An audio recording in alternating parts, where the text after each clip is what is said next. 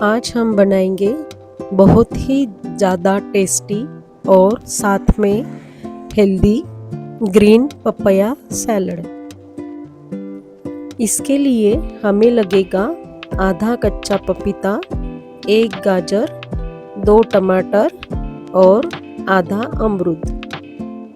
Dressing के लिए हम बनाएंगे खट्टी मीठी स्पाइसी मूंगफली की चटनी। इसके लिए मैंने मूंगफली 3 घंटे तक भिगो के रखी थी।